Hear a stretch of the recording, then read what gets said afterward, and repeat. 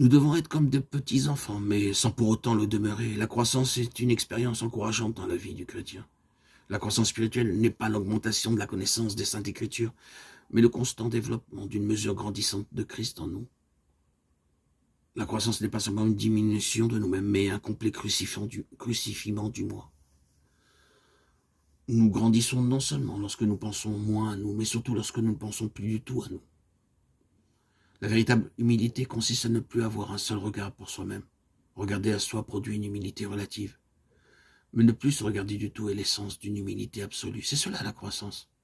Croître, c'est laisser Christ avoir la prééminence dans ma vie. Il faut qu'il croisse et que je diminue.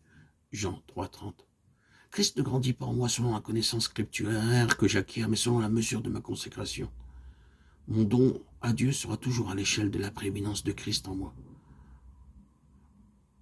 L'illumination consiste à recevoir la lumière de Dieu.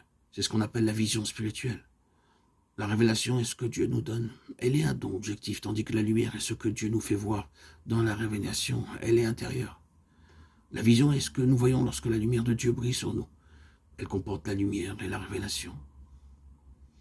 Dans notre expérience, l'illumination vient d'abord, puis ensuite la foi. Si nous désirons être constamment éclairés, Christ doit toujours occuper la prééminence en toutes choses. Si quelqu'un veut faire sa volonté, il connaîtra si ma doctrine est de Dieu ou si je parle de mon chef, Jean 7, 17. Seuls ceux qui ont volontairement placé Christ à la première place recevront la lumière. Jouir de la puissance est aussi une des douces expériences dans la vie du chrétien, mais pour qu'elle devienne nôtre, nous devons laisser à Christ le trône de notre vie.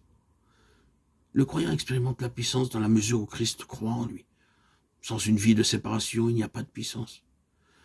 La séparation ne signifie pas seulement sortir de quelque chose, elle est le résultat d'un changement de position, entrer et demeurer en Christ, ce qui différencie le chrétien par rapport au monde.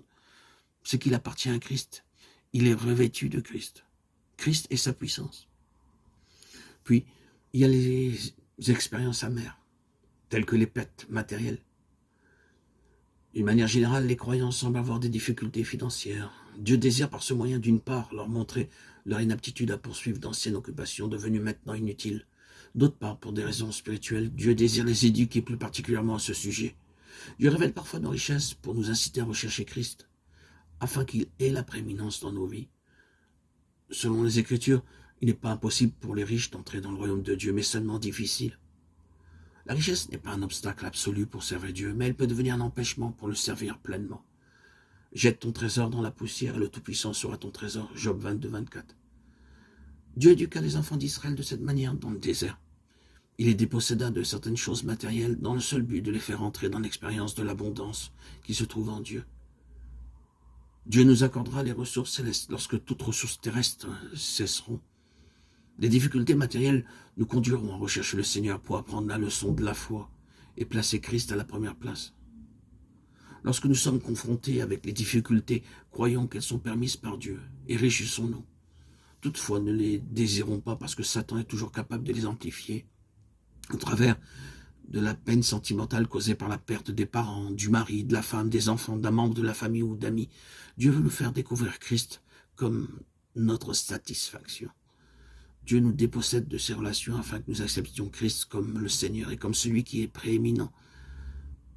Dieu ne se complaît pas à nous maltraiter, mais il désire nous faire expérimenter la Seigneurie de Christ. Il est bien plus précieux de répandre des larmes devant le Seigneur que d'être joyeux devant les hommes.